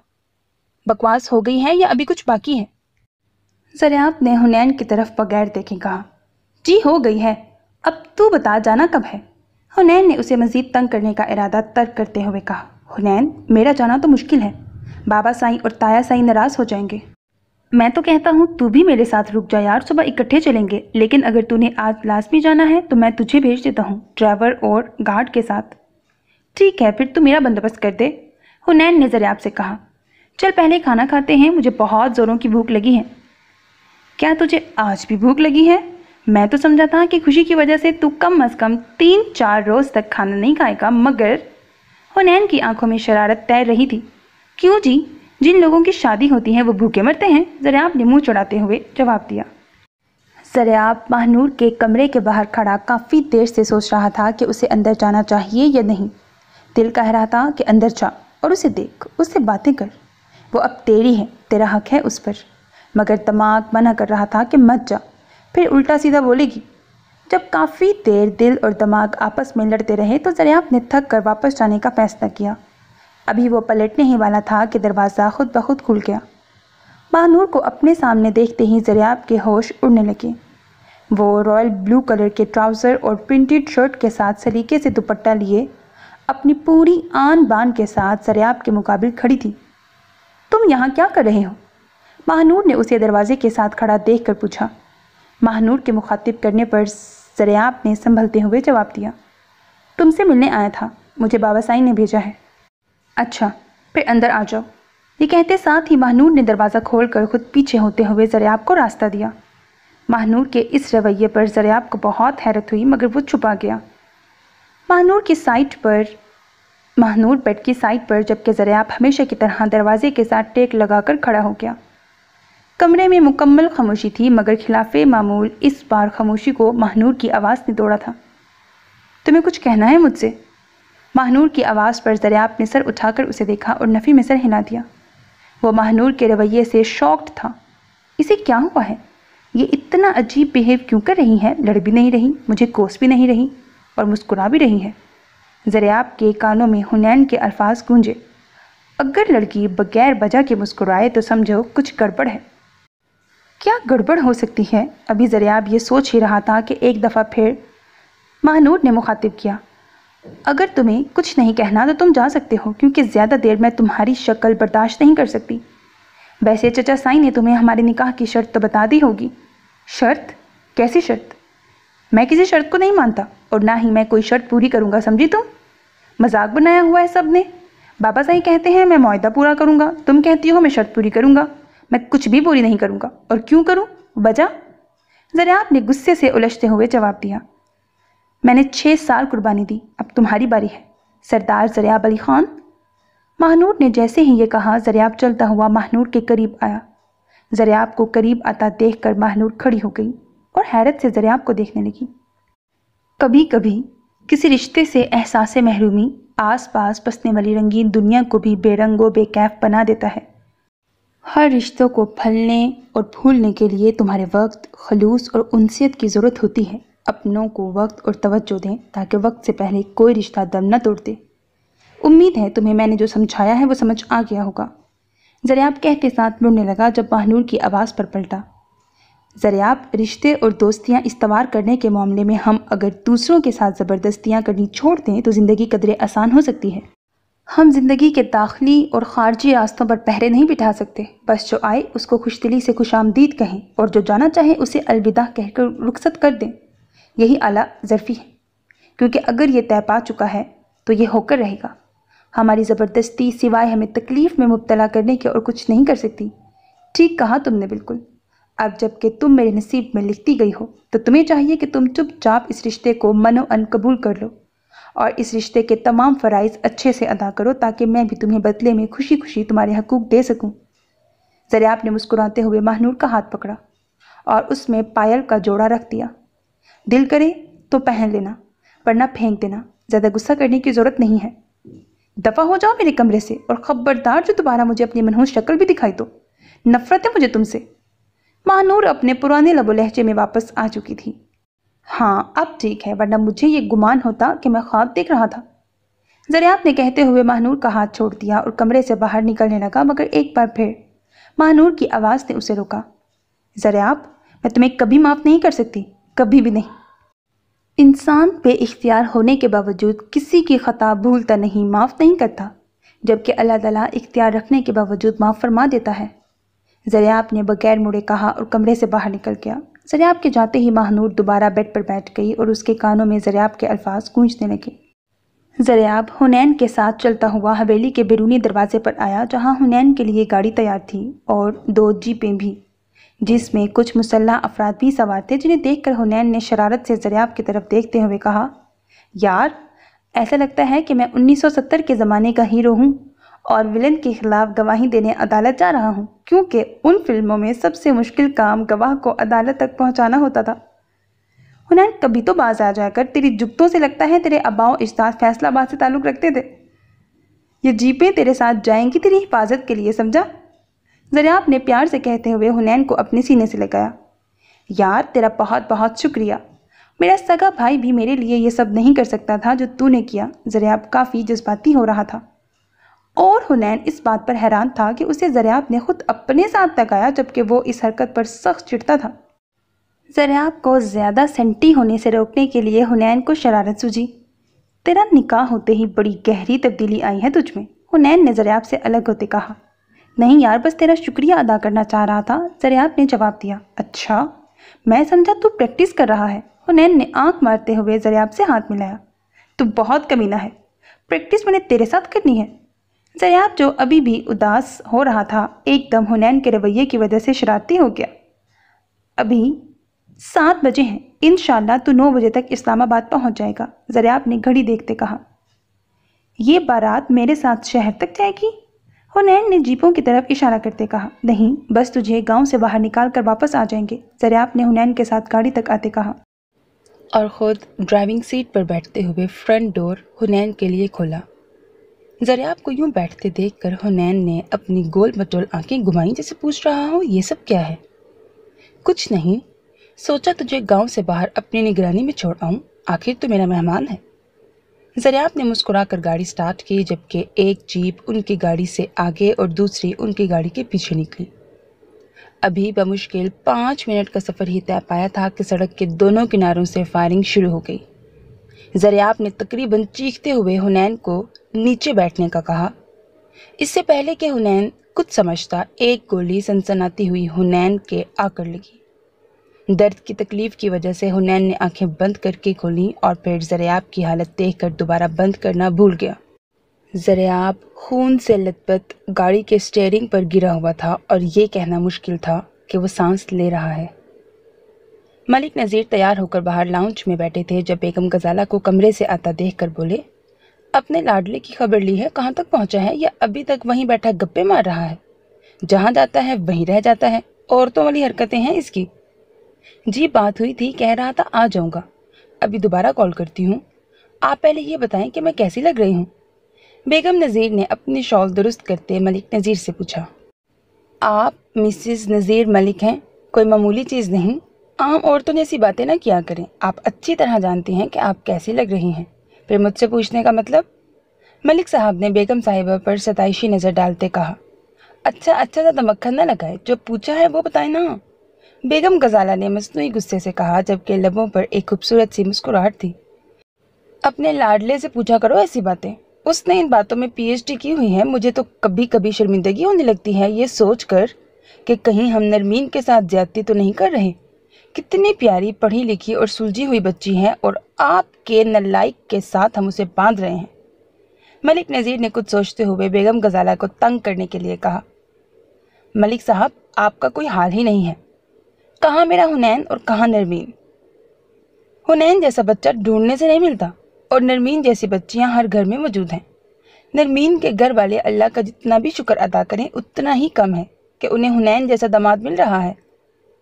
वो तो नरमीन पसंद है हुनैन को, वरना मैंने कई गुना ज़्यादा अच्छी और प्यारी लड़की से हुनैन की शादी करनी थी। नरमीन जैसी लड़कियां तो हुनैन के आगे आटे में नमक के बराबर भी नहीं हैं। बेगम गजाला मलिक नज़ीर की बात पर पूरी तरह तप गई थी। बस कर दें बेगम साहिबा, हर किसी को अपना बच्चा इसी तरह प्यारा होता है जैसा आपको हुनैन। अपनी लस्सी को कोई खट्टा नहीं कहता। माना नरमीन हमारे हुनैन जितनी प्यारी नहीं, मगर वो काबिलियत में हुनैन से कहीं आगे है। अच्छा अच्छा बस करें, मेरा मूड ना खराब करें। हुनैन नहीं भी आता तो हमने जाना है, कम से कम नरमीन की अयादत तो करनी ही है, आखिर हमारी उनसे नई नई रिश्तेदारी है। हवेली ही नहीं, पूरा गांव ही गोलियों की आवाज़ से गूंज उठा था। दोनों तरफ से फायरिंग हो रही थी। हुनैन सख्त परेशान था। एक तो उसके अपने बाजू में गोली लगी थी, दूसरा ज़रियाब खून में लथपथ था, तीसरा फायरिंग मुसलसल हो रही थी। उसे कुछ समझ नहीं आ रहा था कि वो क्या करे। आज से पहले वो कभी ऐसी सिचुएशन से नहीं गुजरा था। उसकी ज़बान जो रोकने से नहीं रुकती थी अब बिल्कुल खामोश थी। काफ़ी हिम्मत करके उसने अपना हाथ बढ़ाकर ज़रियाब को हिलाया, मगर ज़रियाब की तरफ से कोई जवाब नहीं आया। हुनैन अजीब बेयकीनी की हालत में ज़रियाब को देख रहा था। जो कुछ मिनटों में हुआ था वो नाकाबिले यकीन था। अभी तो ज़रियाब हंस रहा था, बातें कर रहा था, ये क्या हुआ इसे? हुनैन तकरीबन सकते की हालत में था कि अचानक होश की दुनिया में आते ही चिल्लाया, ज़रियाब को देखो, इसे बहुत गोलियां लगी हैं, इसे अस्पताल लेकर चलो जल्दी। सरदार हशमत अली खान जो सोने के लिए अभी लेटे ही थे कि गोलियों की आवाज़ से एकदम उठ बैठे और फौरन उनके मुंह से निकला, ज़रियाब। हवेली में एकदम हलचल मच गई। सरदार हशमत, दिलावर और इफ्रा सयाब सब के सब फौरन गाड़ियों में बाहर निकले। उनके साथ मज़ीद मुसल्लह अफराद भी थे اور اس جانب بڑھے جہاں سے فائرنگ کی آوازیں آ رہی تھیں۔ جیسے ہی سردار حشمت کی نظر زریاب پر پڑی، انہیں اپنی آنکھوں پر یقین نہیں ہوا۔ زریاب کو گاڑی سے نکال کر نیچے سڑک پر لٹا رہے تھے۔ سارے کپڑے خون سے رنگے ہوئے تھے، کچھ اندازہ نہیں ہو رہا تھا کہ کہاں کہاں گولیاں لگی ہیں، جبکہ حنین مسلسل زریاب کا چہرہ تپتپا رہا تھا۔ اس کا اپنا بازو بھی خون سے بھرا ہوا تھا، مگر اسے اپنی فکر نہیں تھی۔ افرا سیاب جلدی سے آگے بڑھا اور زریاب کا سر اپنی گود میں رکھا۔ کیا ہوا لالا کو؟ لالا آنکھیں کھولیں، افرا سیاب نے ایک نظر حنین پر ڈالتے کہا، جبکہ دونوں ہی کی آنکھوں میں آنسو تھے۔ افرا سیاب، جلدی کرو، اسے ہسپتال لے کر چلیں، کہیں دیر نہ ہو جائے، حنین نے کہا۔ زریاب کی حالت ایسی تھی کہ کچھ لوگوں کا کہنا تھا زریاب مر چکا ہے، اسے ہسپتال لے جانے کی ضرورت نہیں، جبکہ حنین یہ بات ماننے سے انکاری تھا۔ وہ جلد از جلد زریاب کو ہسپتال لے جانا چاہتا تھا، مگر کوئی بھی اس کا ساتھ دینے کو تیار نہیں تھا۔ سردار حشمت کی حالت ایک دم خراب ہو گئی تھی۔ سردار دلاور جوان بیٹے کی لاش بریکٹ بقول سب کے زریاب مر چکا ہے دیکھ کر اپنے آپ پہ نہیں تھے۔ فائرنگ اب رک چکی تھی۔ چودھریوں کا کتنا نقصان ہوا تھا کسی کو معلوم نہ تھا، مگر سرداروں کا ناقابل تلافی نقصان ہو گیا تھا۔ حنین کے بار بار کہنے پر افرا سیاب نے سب کو راضی کرنے کی کوشش کی، مگر سردار حشمت نہیں مان رہے تھے۔ ان کا کہنا تھا کہ لاش کو تکلیف نہ دی جائے اور یہ بات مان لینی چاہیے کہ زریاب اب ہم میں نہیں۔ جیسے ہی حنین نے یہ الفاظ سنے وہ چیخ پڑا، کس نے کہا کہ زریاب مر چکا ہے؟ پاگل ہیں یہاں سب کے سب پاگل ہیں، بغیر تصدیق کے جس کے منہ میں جو آیا بول رہا ہے۔ آپ اپنے بیٹے کے بارے میں ایسا کیسے بول سکتے ہیں؟ مجھے یقین ہے زریاب زندہ ہے، پلیز دیر نہ کریں، اسے ہسپتال لے چلیں۔ حالانکہ حنین کو بھی زریاب کی حالت عجیب لگ رہی تھی، نہ نبض چل رہی تھی، نہ سانس لینا محسوس ہو رہا تھا، سینے پر گولیوں کی وجہ سے دل کی دھڑکن بھی معدوم تھی، مگر ایک آس تھی کہ زریاب مجھے چھوڑ کر نہیں جا سکتا۔ حنین پر امید تھا۔ سردار دلاور، افرا سیاب اور حنین کے علاوہ بہت سے لوگ اس وقت ہسپتال کے کوریڈور میں موجود تھے، مگر کوئی ڈاکٹر بھی زریاب کو دیکھنا نہیں چاہ رہا تھا، کیونکہ یہ پولیس کیس تھا۔ ویسے تو اس طرح کے مسئلے کو حل کرنا سردار دلاور کے بائیں ہاتھ کا کام تھا، مگر اس وقت وہ ہوش میں نہیں تھے۔ چنانچہ حنین نے مجبور ہو کر ملک نذیر کو کال کی۔ جی برخوردار، آ گئی یاد آپ کی؟ ملک نذیر نے کال اٹینڈ کرتے ہوئے کہا۔ ڈیڈ؟ جس انداز میں حنین نے کہا، ملک نذیر کی روح کانپ گئی۔ کیا ہوا ہے حنین؟ تم اس وقت کہاں ہو؟ ملک صاحب فوراً پریشانی سے بولے۔ حنین نے جتنا مختصر بتا سکتا تھا بتایا اور آخر میں کہا کہ ماما کو مت بتائیے گا، وہ پریشان ہو جائیں گی، مگر آپ جلدی سے آ جائیں، میں آپ کو بہت مس کر رہا ہوں۔ وہ تقریباً رونے والا تھا۔ اچھا میں بس 2 منٹ میں تمہارے پاس ہوں گا، فکر مت کرو حنین بیٹا، میں آ رہا ہوں۔ پتہ نہیں انہوں نے اس وقت حنین کو تسلی دی تھی یا اپنے آپ کو۔ حنین نے یکے بعد دیگر رائحہ اور دبیر کو بھی کالز کی۔ رائحہ اس وقت ہسپتال میں ہی موجود تھی، فوراً ایمرجنسی پہنچی۔ حنین کو دیکھتے ہی چیخ پڑی۔ حنین کا بازو اور ہاتھ کی انگلیاں سوج چکی تھیں اور خون بھی جمع ہوا تھا۔ تکلیف اور پریشانی سے حنین کا رنگ اڑا ہوا تھا۔ تمہیں ڈریسنگ کی ضرورت ہے، میرے ساتھ آؤ۔ رائحہ نے فوراً حنین کو اپنے ساتھ آنے کا کہا۔ نہیں میں ٹھیک ہوں، تم پلیز اگر زریاب کے لیے کچھ کر سکتی ہو تو کر دو، تمہارا مجھ پر بہت بڑا احسان ہوگا، حنین نے التجا کرتے ہوئے کہا۔ پاگل، اگر گولی کا زہر پھیل گیا تو پورا بازو کاٹنا پڑے گا۔ رائحہ کو حنین سے ہمدردی تھی، زریاب کو وہ جانتی نہیں تھی، اور ویسے بھی اس طرح کے کیس ہسپتالوں میں دیکھ دیکھ کر وہ کچھ سخت دل ہو گئی تھی، اسی لیے اسے زریاب کی فکر نہیں تھی، مگر حنین کے لیے اسے دکھ ہو رہا تھا۔ تم میرے ساتھ آؤ، میں تمہارے پیشنٹ کے لیے بھی کچھ کرتی ہوں۔ پھر رائحہ نے کچھ ڈاکٹر سے بات چیت کی اور زریاب کو آپریشن کے لیے ICU میں لے جایا گیا، جبکہ رائحہ نے سب سے پہلے حنین کے بازو کا ایکس رے کیا، جس سے یہ بات سامنے آئی کہ گولی گوشت میں لگ کے نکل چکی ہے اور اس نے ہڈی کو کوئی نقصان نہیں پہنچایا۔ پھر حنین کی ڈریسنگ کی، حفاظتی انجیکشن ایک ڈرپ کی صورت میں لگائے اور کہا کہ اگر تم اپنے دوست کو دیکھنا چاہتے ہو تو تمہیں میری ایک بات ماننی پڑے گی۔ بولو، حنین نے آہستہ آواز میں کہا۔ وہ اس وقت شدید ذہنی اور جسمانی تکلیف میں تھا۔ ایک گلاس دودھ پی کر یہ دوا کھا لو، چلو شاباش جلدی کرو۔ حنین نے فوراً ایک ہی سانس میں دوائی منہ میں رکھتے دودھ پی لیا۔ چلو اب مجھے زریاب کے پاس لے جاؤ، جبکہ رائحہ یہ سب دیکھ کر پریشان ہو گئی۔ اس سے پہلے کہ وہ کچھ بولتی، حنین کے موبائل پر ملک نذیر کی کال آنے لگ گئی، جسے حنین نے اٹینڈ کیا اور بتایا کہ وہ اس وقت ہسپتال میں کہاں ہے۔ فون بند کرتے ہی حنین کی آنکھیں بھی بند ہونے لگی۔ रायहा ने वार्ड बॉय की मदद से हुनैन को बिस्तर पर लेटाया और उस पर कंबल डालते हुए वार्ड बॉय से कहा, जैसे ही इन्हें होश आए मुझे फौरन बताना। महानूर भी फायरिंग की आवाज़ सुन रही थी। अल्लाह खैर करे। अभी इसके मुंह से ये अल्फाज ही निकले थे कि पारो और माहीन कमरे में दाखिल हुई। वो बुरी तरह रो रही थी। आपा, वो सब कह रहे हैं कि लाला को गोलियां लगी हैं, कुछ तो ये भी कह रहे हैं कि लाला मर गए हैं। जैसे ही ये अल्फाज महानूर ने सुने, कुछ देर के लिए उसके पूरे जिस्म में एक लर्जा तारी हुआ और दिल की धड़कन भी मुख्तलिफ तरह धड़कने लगी। क्या कह रही हो? महानूर को अपनी समातों पर यकीन नहीं हुआ। अभी 10 मिनट पहले तो वो यहाँ था, साथ ही ध्यान अपने हाथ में पकड़ी पायल पर गया जिस पर अभी भी ज़रियाब का लम्स महसूस हो रहा था। नहीं, ऐसे कैसे हो सकता है? बेसाख्ता महानूर के मुंह से निकला, जबकि माहीन और पारो दोनों महानूर के साथ लिपटी रो रही थीं। महानूर को कुछ समझ नहीं आ रहा था कि वो इस वक्त खुश हो कि उसकी मन्नत पूरी हो गई है या एक दफ़ा फिर बेवा होने पर रोए। मगर जो भी था वो कम से कम खुश नहीं थी, पर वो रो भी नहीं रही थी। कुछ देर वो ऐसे ही बैठी रही, फिर अचानक अम्मा और चची का ख्याल आया। माहीन और पारो, प्लीज़ चुप कर जाओ, मुझे अम्मा और चची से बात कर लेने दो। पता नहीं तुम दोनों को क्या गलत फहमी हुई है, मेरा दिल नहीं मान रहा। और बाबा साईं कहाँ हैं?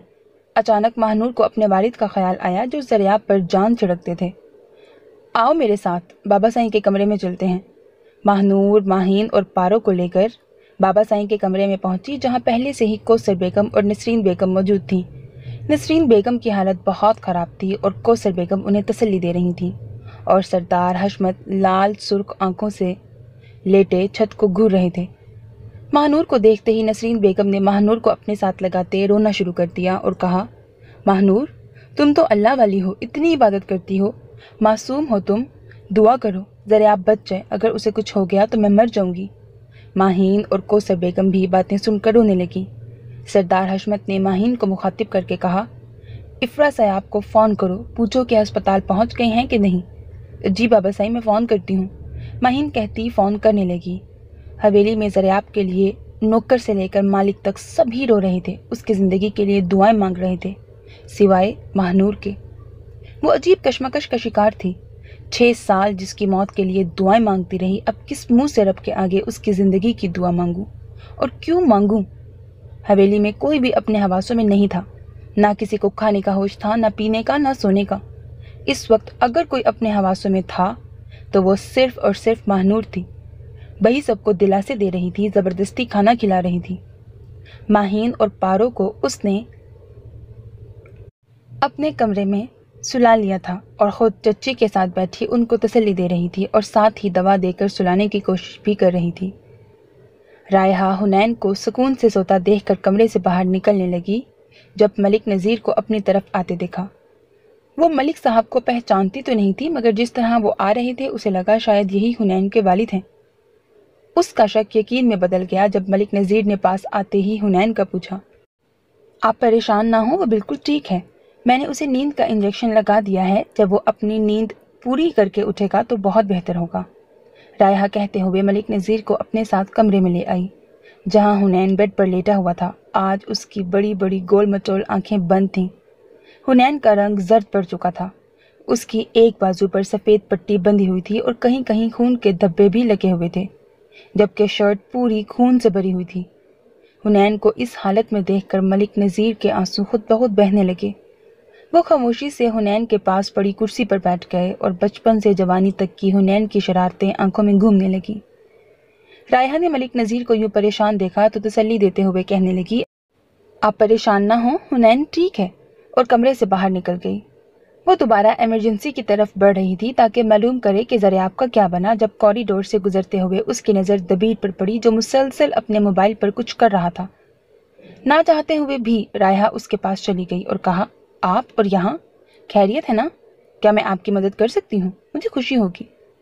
दबीर की नज़र जैसे ही रायहा पर पड़ी तो फौरन चौंका और फिर एकदम उसकी आंखें किसी सोच के तहत चमकी और कहा, क्या आप मुझे बता सकती हैं कि अभी अभी जो पेशेंट इमरजेंसी में आया है वो अब कहाँ है?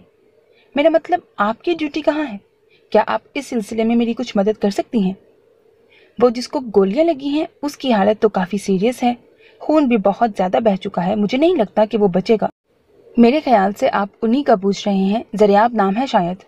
رائحہ نے تکا لگایا، مگر جیسے ہی رائحہ کے منہ سے یہ الفاظ نکلے، دبیر نے تڑپ کر کہا، اللہ نہ کرے اسے کچھ ہو، اور ساتھ ہی دبیر کی لال آنکھیں پانی سے بھرنے لگیں۔ ایک تو حنین پتہ نہیں کہاں چلا گیا تھا، فون بھی نہیں اٹھا رہا تھا۔ دبیر نے بڑبڑاتے دوبارہ نمبر ڈائل کیا، جبکہ رائحہ حنین کے نام پر چونکی۔ آپ حنین کو جانتے ہیں؟ میرا مطلب کیا لگتے ہیں وہ آپ کے؟ رائحہ نے دبیر سے پوچھا۔ حنین سے میرا وہی رشتہ ہے جو زریاب سے ہے۔ اب آپ مہربانی فرما کر اپنا منہ بند رکھیں۔ کچھ اچھا نہیں بول سکتی تو برا بھی مت کہیں۔ دبیر کو رائحہ کی پہلی بات پر سخت غصہ تھا۔ حنین کو بھی گولی لگی ہے، ابھی ابھی سوئے ہیں۔ جیسے ہی رائحہ نے کہا، دبیر کو اپنا سر چکراتا ہوا محسوس ہوا۔ کیا کہہ رہی ہیں آپ؟ میری ابھی ابھی اس سے بات ہوئی ہے، یہ کیسے ہو سکتا ہے؟ آپ آئیں میرے ساتھ۔ اور پھر رائحہ دبیر کو لے کر حنین کے روم میں آ گئی، جہاں ملک نذیر پہلے سے ہی موجود تھے۔ دبیر کو سامنے دیکھ کر اپنے جذبات کو قابو میں نہ رکھ سکے اور اس کے سینے سے لگ کر رونے لگے۔ انکل حوصلہ کریں، سب ٹھیک ہو جائے گا، جبکہ اسے خود اس وقت کسی سہارے کی اشد ضرورت تھی۔ آپریشن تھیٹر کے باہر اس وقت دبیر، ملک نذیر، افرا سیاب، سردار دلاور اور کمدار کے ساتھ کافی لوگ موجود تھے۔ سب کی نظر لال بتی پر تھی۔ آپریشن سے پہلے ڈاکٹرز نے سردار دلاور سے ایک پرچے پر سائن کروائے تھے، جس پر لکھا ہوا تھا، اگر آپریشن کے دوران مریض کی موت واقع ہو جائے تو ڈاکٹرز پر کسی قسم کی کوئی ذمہ داری نہیں ہوگی۔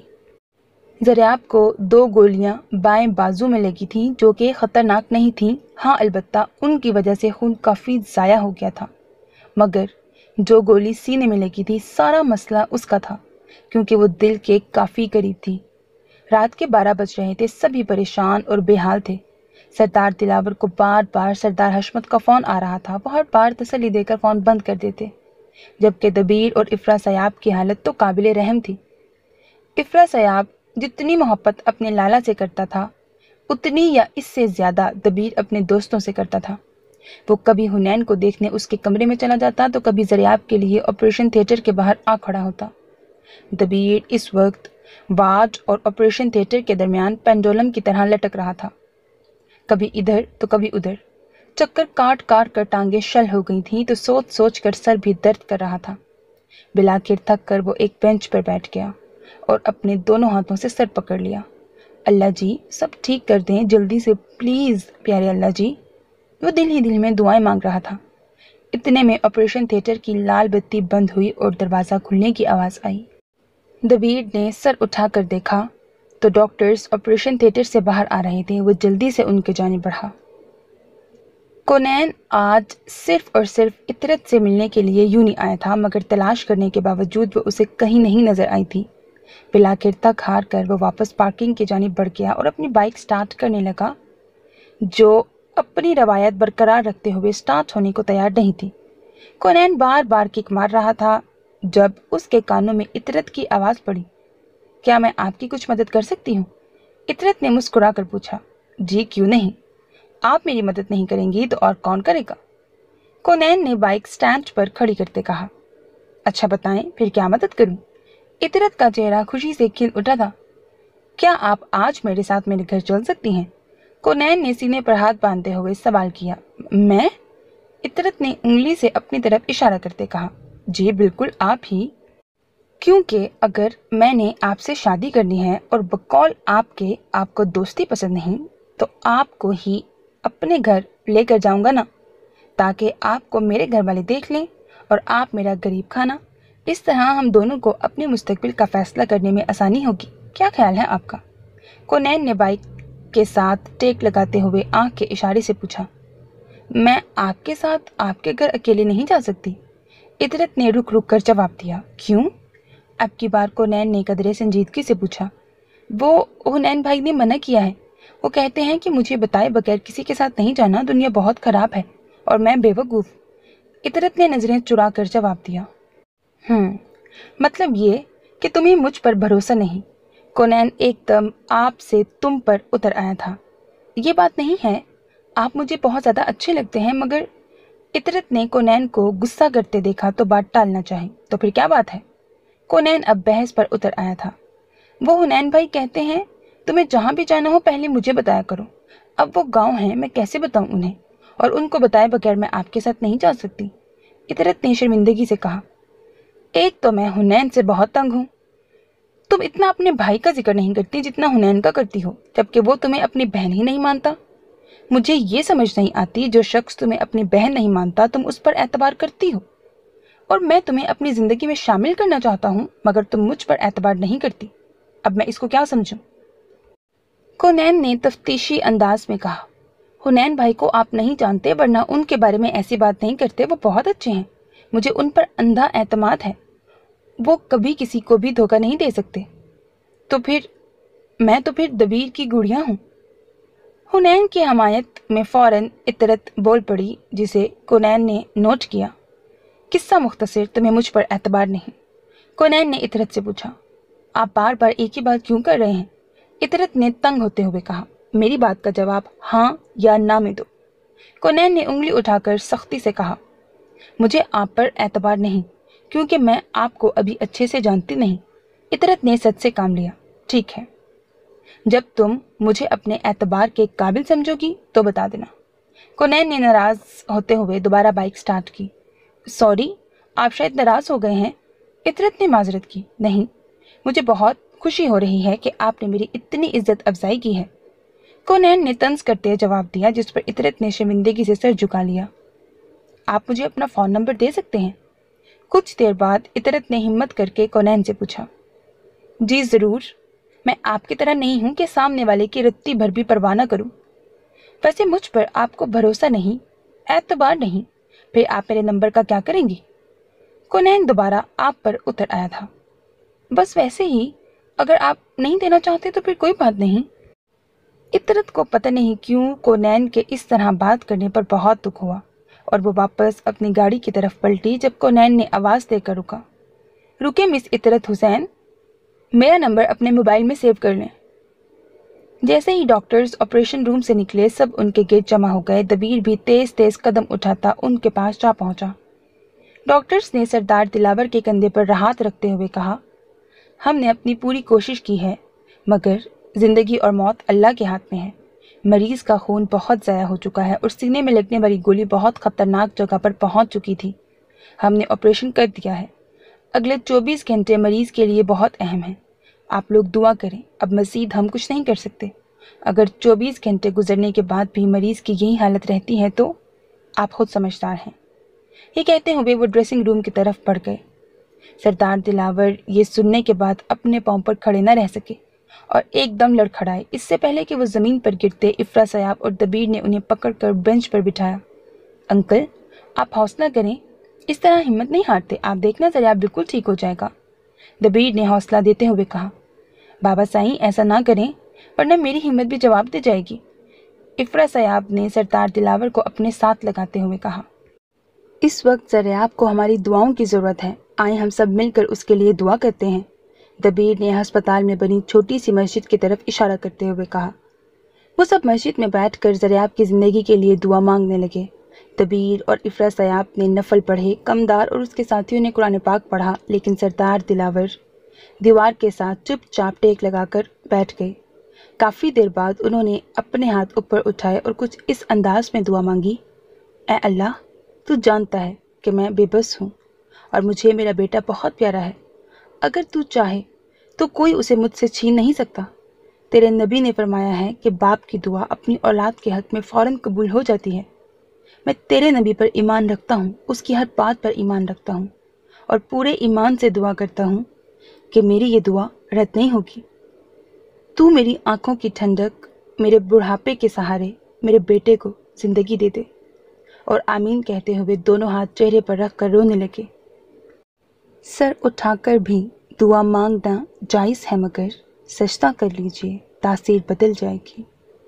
دبیر ذریعہ کے لیے نفل اور دعائیں مانگنے کے بعد حنین کو دیکھنے کی نیت سے وارڈ کی طرف بڑھ رہا تھا جب اسے اپنا سر چکراتا ہوا محسوس ہوا۔ وہ اپنا سر پکڑ کر قریبی بینچ پر بیٹھ گیا۔ ایک تو پریشانی شدید تھی، دونوں ہی جگری دوست زخمی تھے، دوسرا کوئی ایسا کندھا نہیں تھا جس کے ساتھ لگ کر دبیر اپنا دل ہلکا کرتا، تیسرا وہ گھر سے کھانا کھائے بغیر آیا تھا اور اب رات کے 2 بج رہے تھے۔ اسے بھوک بھی ستا رہی تھی۔ وہ ابھی دوبارہ اپنا سر انگلیوں سے دباتا اٹھنے لگا جب اسے اپنے قریب سے رائحہ کی آواز آئی، آپ پلیز تھوڑا سا کچھ کھا لیں۔ رائحہ کے ہاتھ میں ٹرے تھی جس میں ایک سینڈوچ اور ایک کپ چائے کا تھا، جسے تھامے وہ دبیر کے بالکل قریب کھڑی تھی۔ دبیر نے گردن اوپر کر کے رائحہ کو دیکھا، پھر نفی میں سر ہلا دیا۔ یہ تو بہت غلط بات ہے، اگر آپ اپنا خیال نہیں رکھیں گے تو اپنے دوستوں کا کیسے رکھیں گے؟ پلیز کچھ کھا لیں، اگر کوئی آپ کو بغیر لالچ کے کچھ دے تو فوراً قبول کر لینا چاہیے، ایسے ہمارے نبی نے بولا ہے۔ جیسے ہی رائحہ نے یہ کہا، دبیر نے اس کے ہاتھ سے ٹرے لے کر اپنی گود میں رکھ لی مگر کھانا شروع نہیں کیا۔ دبیر کو کھاتا نہ دیکھ کر رائحہ نے بینچ پر بیٹھتے ہوئے کہا، آپ تو خود سید زادے ہیں، اگر آپ ہی نبی کی بات سن کر ایسا کریں گے تو؟ ابھی رائحہ نے اتنا ہی کہا تھا کہ دبیر نے سینڈوچ کھانا شروع کر دیا۔ دبیر کو کھاتا دیکھ کر رائحہ کو کچھ اطمینان ہوا۔ مجھے معلوم نہیں تھا کہ آپ اپنے دوستوں سے اتنا پیار کرتے ہیں، میں اپنے رویے پر بہت شرمندہ ہوں، I'm sorry، رائحہ نے کہا۔ دبیر نے کچھ دیر رک کر رائحہ کو دیکھا اور پھر کہا، ہم تینوں پچھلے 10 سال سے ایک ساتھ ہیں، مگر ایسا لگتا ہے جیسے بچپن سے ہی ساتھ ہوں۔ ہم تینوں ایک دوسرے کے ہمراز بھی ہیں اور ہم قدم بھی، بھائیوں جیسا پیار ہے ہم میں۔ میرا اور حنین کا کوئی سگا بھائی نہیں، ہاں البتہ زریاب کا ہے، مگر ایسا لگتا ہے کہ ہم تینوں آپس میں سگے ہیں۔ پھر آہستہ آہستہ دبیر اپنی دوستی کے بارے میں ساری باتیں رائحہ کو بتانے لگا، پتہ نہیں کیوں، مگر اسے بہت اچھا لگ رہا تھا زریاب اور حنین کے بارے میں باتیں کرنا۔ ملک صاحب نے غزالہ بیگم سے جھوٹ بول کر کہ ان کا کوئی دوست ہسپتال میں داخل ہے، رات یہاں رکنے کا بندوبست کر لیا تھا۔ صبح کے تقریباً 5 بج رہے تھے جب حنین کو ہوش آیا۔ پہلے تو اسے سمجھ ہی نہیں آیا کہ وہ کہاں ہے، پھر آہستہ آہستہ دماغ نے کام کرنا شروع کیا تو گزشتہ رات آنکھوں کے سامنے گھوم گئی۔ بے ساختہ حنین نے زریاب کو پکارا۔ جیسے ہی حنین کے منہ سے 2-3 بار زریاب کے الفاظ نکلے، قریب پڑی کرسی پر نیم غنودگی میں بیٹھے ملک صاحب فوراً ہوش میں آئے۔ حنین، میرے بچے، آنکھیں کھولو، تمہارے ڈیڈ یہاں ہیں تمہارے پاس، ملک صاحب نے حنین کے گال تھپ تھپاتے ہوئے کہا۔ ڈیڈ، زریاب کیسا ہے؟ حنین نے اپنی گول مٹول آنکھیں جو پوری طرح نہیں کھلی تھیں گھما کر باپ سے پوچھا۔ اس کا آپریشن ہو گیا ہے، انشاءاللہ جلدی ٹھیک ہو جائے گا، تم اس کی فکر مت کرو۔ ملک صاحب نے حنین کی طبیعت کے پیش نظر پوری بات بتانے سے گریز کیا۔ شکر ہے اللہ کا۔ حنین نے فوراً اللہ کا شکر ادا کیا، پھر ملک صاحب سے کہا، ڈیڈ، مجھے پیاس لگی ہے، میں نے پانی پینا ہے۔ ساتھ ہی اسے نرمین یاد آ گئی، ایسا ہی کچھ اس نے مجھے بولا تھا، کاش تم اس وقت یہاں ہوتی اور مجھے پانی پلاتی، حنین نے دل میں سوچا۔ ملک صاحب نے فوراً حنین کو سہارے سے بٹھایا اور پانی پلایا۔ ڈیڈ، دبیر کو بلائیں، میں نے اس سے ملنا ہے، حنین نے ملک نذیر سے کہا۔ اچھا، میں بلا کر لاتا ہوں، بیچارہ ساری رات تم دونوں کی وجہ سے جاگتا رہا ہے۔ یہ کہتے ہوئے ملک نذیر نے اپنے موبائل سے دبیر کو کال کی۔ حویلی میں دعاؤں کا سلسلہ جاری تھا۔ گاؤں کی مسجد میں جو بچے قرآن حفظ کرنے کے لیے رہائش پذیر تھے، انہیں سردار حشمت نے حویلی بلا لیا تھا۔ ان کی خوب خاطر مدارات بھی کی تھیں اور انہیں زریاب کے لیے قرآن خوانی کا کہا تھا۔ بچے اور بڑے سب ساری رات زریاب کی زندگی کے لیے دعائیں کرتے رہے۔ کوئی نفل پڑھ رہا تھا تو کوئی قرآن اور تسبیحات کا ورد کر رہا تھا۔ مقصد سب کا ایک ہی تھا کہ خدا زریاب کو زندگی دے۔ سردار حشمت علی خان کو بھی ساری رات نیند نہیں آئی، نہ وہ سوئے، بلکہ حویلی میں کوئی بھی نہیں سویا تھا سوائے بیگم نسرین کے، جنہیں مہنور نے دوا دے کر سلا دیا تھا، اور ٹھیک ہی کیا تھا کیونکہ وہ اپنے بیٹے کے غم میں رو رو کر نڈھال ہو گئی تھی۔ صبح کے وقت بیگم کوثر، ماہین اور پارو فجر کی نماز پڑھ کر تھوڑی دیر کے لیے لیٹ گئی تھیں، جبکہ سردار حشمت کے کہنے پر زریاب کی زندگی کے لیے فجر کی نماز کے بعد مسجد میں خصوصی دعائیں مانگی گئیں اور نیاز بھی تقسیم کی گئی۔ مہنور ساری رات نہیں سوئی تھی اور اب بھی نیند اس کی آنکھوں سے کوسوں دور تھی۔ وجہ یہ نہیں تھی کہ اسے زریاب کا دکھ تھا، وجہ یہ تھی کہ وہ یہ سمجھنے سے قاصر تھی کہ زریاب منحوس ہے یا میں۔ کبھی وہ زریاب کو منحوس قرار دیتی تو کبھی اپنے آپ کو۔ جو بھی مجھ سے نکاح کرتا ہے مارا جاتا ہے۔ اسد نے نکاح کیا تو اسے زریاب نے مار دیا، زریاب نے مجھ سے نکاح کیا تو اسے چودھریوں نے مار دیا۔ نقصان دونوں صورتوں میں میرا ہوا۔ آخر کیوں؟ اس لیے کہ میں منحوس ہوں۔ بابا سائیں ٹھیک کہتے ہیں، کہ میرے پیدا ہونے کے بعد کچھ بھی ٹھیک نہیں ہوا. ہاں، میں ہی منحوس ہوں. میرے لیے تو کوئی نہیں روتا تھا، نہ صدقے دیے جاتے تھے، اور اس دریاب کے لیے کیسے سب کی جان نکلی ہوئی ہے. میرے اپنے بھی مرتے جا رہے ہیں. دریاب، تم نے مجھ سے میرے اپنے بھی چھین لیے ہیں، اسی لیے نفرت ہے مجھے تم سے. ماہنور دریاب سے حسد اور بدگمانی کی انتہا پر تھی.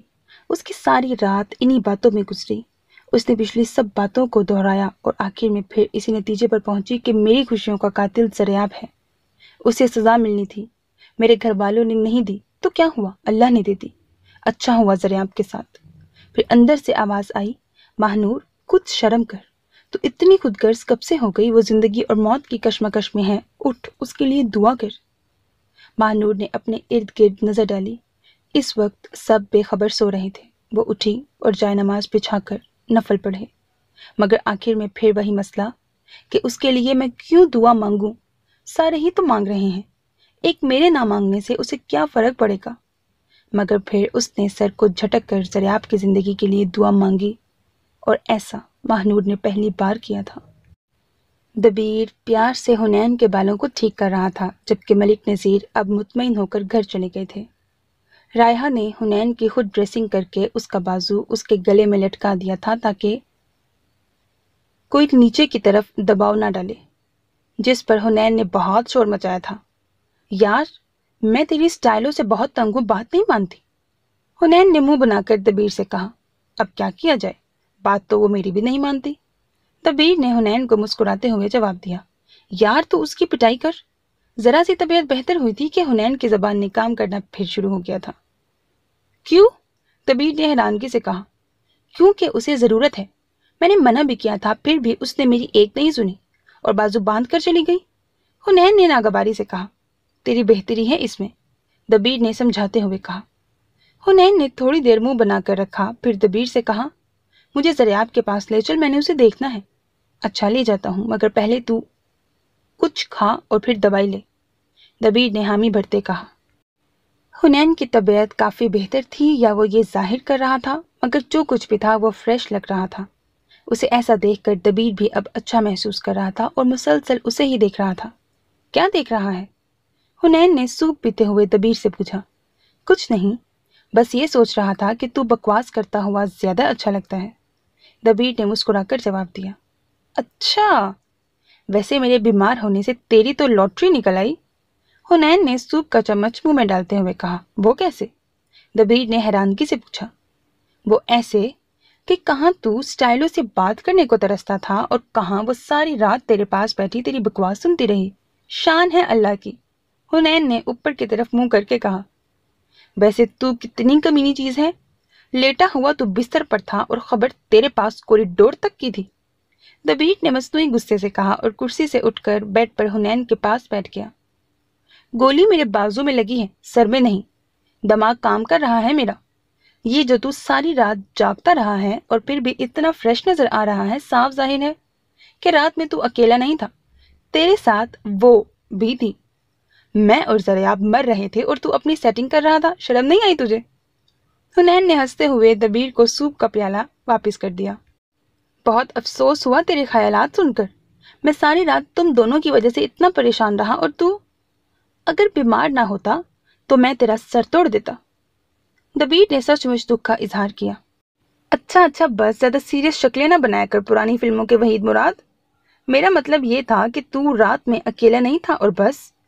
حنین نے اپنی آنکھیں گھما کر لاپرواہی سے کہا. حنین، وہ میرے پاس خود آئی تھی، میں نہیں گیا تھا، سمجھے؟ دبیر نے تپتے ہوئے جواب دیا. وہ تو مجھے معلوم ہے، تو اور دریاب اسی بریکٹ رن مرید کیٹیگری میں آتے ہو، ڈرپوک، حنین نے چھیڑتے ہوئے دبیر سے کہا. حنین کے بچے، تجھے عزت راس نہیں آتی؟ جیسے ہی دبیر نے حنین کی طرف اپنے ہاتھ بڑھائے، ویسے ہی رائحہ نے روم میں قدم رکھا.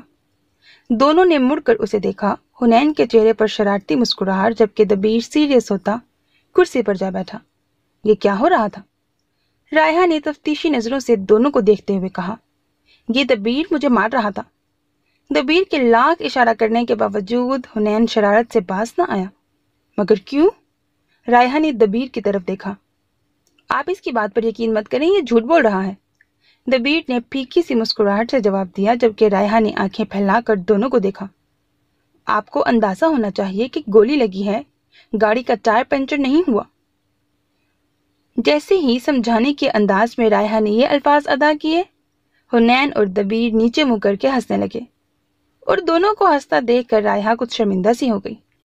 میرا مطلب یہ تھا کہ آپ دونوں اس بات کو سیریس لیں اور ایک دوسرے سے فی الحال شرارت نہ کریں۔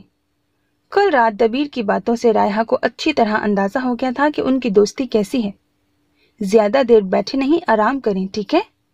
رائحہ نے حنین کا چارٹ ایک نظر پڑھا اور کہتی ہوئی روم سے باہر چلی گئی۔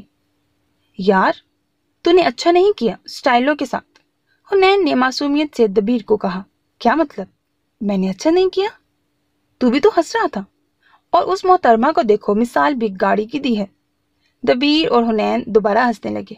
بری بات، ہمیں یوں ہنسنا نہیں چاہیے، پتہ اس نے میری بہت مدد کی تھی اور ذریعہ بھی اسی کی وجہ سے آپریشن تھیٹر پہنچا، بہت اچھی لڑکی ہے، میرے ایک فون کرنے پر ہسپتال آ گئی تھی۔ حنین نے احسان مندانہ لہجے میں کہا۔ ہاں یار، اچھی نہیں، بہت اچھی ہے، پتہ کل رات تم دونوں کی پریشانی کی وجہ سے میں کچھ کھا پی نہیں سکا اور مجھے چکر آ رہے تھے، اسے پتہ نہیں کیسے معلوم ہوا، میرے لیے چائے اور سینڈوچ لے آئی اور پھر میرے پاس ہی بیٹھی رہی، بقول تیرے میری بکواس سنتی رہی۔ یہ کہہ کر دبیر ہنسنے لگا جبکہ حنین آنکھیں گھما کر اسے شرارتی انداز میں دیکھ رہا تھا۔ اس بکواس کا تھوڑا سا حصہ مجھے بھی سنا، حنین نے دبیر کو آنکھ مارتے ہوئے کہا۔ نرمین آج صبح سے ہی بہت پریشان تھی، بار بار دھیان موبائل کی طرف جا رہا تھا مگر وہاں کوئی میسج یا مس کال نہیں تھی، جبکہ حنین نے اسے کل بار بار کہا تھا کہ وہ سیدھا اس کے پاس آئے گا۔ آگے کبھی ایسا نہیں ہوا تھا، اوپر سے اس کا نمبر بھی رسپانس نہیں کر رہا تھا۔ کچھ سوچ کر نرمین نے دبیر کا نمبر ڈائل کیا۔ دبیر نے غصے سے حنین کی طرف گلوکوز کا ڈبہ پھینکا جب اس کا فون بجا۔ اوہ، نرمین کی کال ہے۔ جیسے ہی دبیر نے کہا، حنین بول پڑا، یار اسے کچھ مت بتانا۔ السلام علیکم، دبیر نے کال اٹینڈ کی۔ یہ حنین کا نمبر کیوں نہیں مل رہا؟ نرمین نے سلام کا جواب دیتے ہی فکر مندی سے پوچھا۔ یہ لو، اسے خود ہی پوچھ لو، دبیر نے موبائل حنین کو دیتے ہوئے کہا اور خود اس کے لیے مالٹا چھیلنے لگ گیا۔ تمہارا نمبر کیوں نہیں چل رہا؟ نرمین نے حنین کی آواز سنتے ہی بے قراری سے پوچھا۔ اس لیے کہ وہ چلتا ہی نہیں ہے، حنین نے شرارت سے جواب دیا۔ مطلب؟ نرمین نے ناسمجھی سے پوچھا۔ مطلب یہ پڑھاکو کہ وہ چل نہیں سکتا۔ حنین نے مزید نرمین کو تنگ کیا۔ حنین، میں تمہارے فون کی بات کر رہی ہوں، نرمین نے الجھ کر کہا۔ میں بھی اسی کی بات کر رہا ہوں۔ حنین کی شرارتی حس پوری طرح بیدار ہو چکی تھی۔ حنین، تم مجھے پریشان مت کرو، پتہ ہے آگے ہی میرے سر میں درد ہو رہا ہے، نرمین نے ضد چھوتے جواب دیا۔ اچھا سوری، تم پریشان مت ہو، تمہیں ڈاکٹرز نے ٹینشن لینے سے منع کیا ہے، یاد ہے نا؟ اب حنین نے فکر مندی سے کہا۔ تمہارا فون کہاں ہے اور تم کل رات آئے کیوں نہیں؟ یار، وہ پتہ کل کیا ہوا؟ پھر مختصراً نرمین کو رات کے حادثے کے بارے میں بتایا مگر حنین اپنی چوٹ کو چھپا گیا۔ اب ذرا آپ کیسا ہے؟ نرمین اس کے لیے فکر مند ہوئی۔ پتہ نہیں ابھی تک ہوش نہیں آیا، اس کے لیے دعا کرو۔ حنین اب مکمل سیریس تھا۔ اچھا میں اسے دیکھنے آتی ہوں۔ جیسے ہی نرمین نے یہ کہا حنین پریشان ہو گیا۔ نہیں پلیز، تم مت آنا، تمہیں تو خود آرام کی ضرورت ہے، اس کی خیریت میں تمہیں بتاتا رہوں گا، حنین نے جلدی سے جواب دیا۔ اچھا اپنا فون تو آن کرو، نرمین نے بات مانتے ہوئے کہا۔ کرتا ہوں یار، مگر تم ہسپتال مت آنا، اچھا؟ حنین نے پھر سے اسے ہسپتال آنے سے منع کیا۔ ٹھیک ہے، نہیں آتی، مگر تمہاری آواز کو کیا ہوا ہے؟ کیوں اتنی بھاری ہو رہی ہے؟ نرمین کو محسوس ہوا اس کی آواز کچھ پتلی بدلی سی ہو رہی تھی۔ تو تم ہلکی کر دو، حنین نے جواب دیا۔ کیسے؟ نرمین نے پوچھا۔ بنی تمہارے ہاتھ کی ہو اور ہو صبح اتوار کی، میں اب پینا چاہتا ہوں ایسی چائے پیار کی، ایسے مطلب چائے پلا دو یار، سر میں درد ہے۔ تمہارا کچھ نہیں ہو سکتا، نرمین نے کہتے ہوئے فون بند کر دیا۔ حنین نے فون دبیر کی طرف پڑھا دیا جو مالٹا کھانے میں مصروف تھا۔ تو نے اسے بتایا کیوں نہیں کہ تجھے گولی لگی ہے؟ دبیر نے مالٹے والی پلیٹ حنین کی طرف پڑھاتے ہوئے کہا۔ تو چاہتا ہے کہ میں اس کی چڑیا جتنی جان اپنے ہاتھوں سے لے لوں؟ حنین نے منہ بناتے ہوئے پلیٹ پکڑ لی۔ تجھے خود بھی نہیں پتا کہ تو اسے کتنی محبت کرتا ہے، حالانکہ تجھے اس وقت نرمین سے زیادہ آرام کی ضرورت ہے مگر تو اسے مشورہ دے رہا تھا، دبیر نے فون لیتے ہوئے حنین سے کہا۔ اپنی فکر کر، میری فکر چھوڑ. تجھے خود بھی پتہ نہیں کہ اسٹائلو تجھ سے ناراض ہو کر گئی ہے. حنین نے دبیر کی نقل اتاری. اچھا واقعی؟ یار تجھے کیسے پتہ چل جاتا ہے؟ دبیر نے حیران ہوتے کہا. بس پتہ چل جاتا ہے، اب اسے جلدی سے منا لینا. حنین نے مالٹا کھاتے ہوئے کہا. کیسے مناؤں اسے؟ دبیر نے سوچتے ہوئے پوچھا.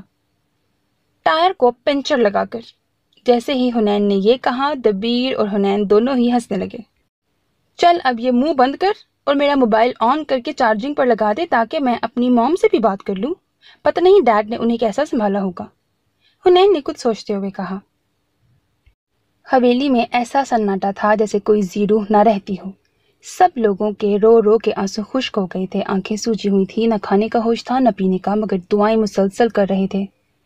سب کی دیکھ بھال ماہنور کر رہی تھی کیونکہ ایک بہی اس وقت نارمل تھی. سردار حشمت علی کے لیے وہ خود کھانا لائی تھی کیونکہ انہوں نے کل سے کچھ نہیں کھایا تھا. بابا سائیں اٹھیں، تھوڑا سا کھانا کھا لیں. جیسے ہی ماہنور نے کہا سردار حشمت نے آنکھیں کھول کر ماہنور کو دیکھا اور پھر کچھ سوچ کر اٹھ بیٹھے. تم بھی ادھر بیٹھو. ماہنور کھانا رکھ کر جانے لگی تو انہوں نے کہا. ماہنور چپ چاپ بیڈ کے کنارے پر بیٹھ گئی. کھانا کھایا تم نے؟ سردار حشمت کے یہ الفاظ سنتے ہی ماہنور کی آنکھوں میں آنسو آ گئے. نہیں بابا سائیں. ماہنور نے نم آواز میں جواب دیا. چلو میرے ساتھ کھانا کھاؤ. سردار حشمت نے کہتے ہوئے ماہنور کو آدھی روٹی توڑ کر دی اور باقی آدھی خود کھانے لگے. ماہنور کو یقین نہیں آ رہا تھا کہ یہ سب حقیقت ہے کیونکہ سردار حشمت کا رویہ ماہنور کے ساتھ شروع سے ہی کافی غلط رہا تھا. جب انہوں نے ماہنور کو کھوئے ہوئے دیکھا تو پھر ٹوکا. ماہنور کھانا کھاؤ. ماہنور نے بڑی مشکل سے نوالا توڑ کر منہ میں ڈالا مگر چبا نہ سکی. وہ ہمیشہ ہی باپ کی محبت کے لیے ترسی تھی، اب ذرا سی توجہ اسے پاگل کر رہی تھی. سردار حشمت نے روٹی کھا کر ٹرے سائڈ پر کی اور ماہنور کو اپنے پاس آنے کو کہا. ماہنور ڈرتے ڈرتے پاس گئی تو انہوں نے اسے اپنے گلے سے لگا لیا اور کہا. میری بیٹی بہت بہادر ہے. مجھے یہ بات معلوم نہیں تھی مگر جس طرح تم نے رات سے سب کا خیال رکھا ہوا ہے، حالانکہ تمہارا نقصان ہم سب سے زیادہ ہے، مجھے تم پر فخر ہے. تم جاہل لڑکیوں کی طرح رو رو کر گھر والوں کو پریشان نہیں کر رہی. جبکہ ماہنور کو یہ تو نہیں پتہ چل رہا تھا کہ بابا سائیں کیا کہہ رہے ہیں. اسے بس اتنا معلوم تھا کہ جب سے اس نے ہوش سنبھالا ہے آج پہلی دفعہ انہوں نے اسے پیار کیا ہے اور یہ احساس ہی کافی تھا اس کے لیے. وہ اپنے بابا کے سینے سے لگی آنسو بہانے لگی مگر یہ آنسو دکھ کے نہیں بلکہ خوشی کے تھے. سو میرے عزیز listeners, that was the end of the episode. Hope that you like it. اپنا بہت خیال رکھیے گا نیک تمناؤں کے ساتھ. اللہ حافظ.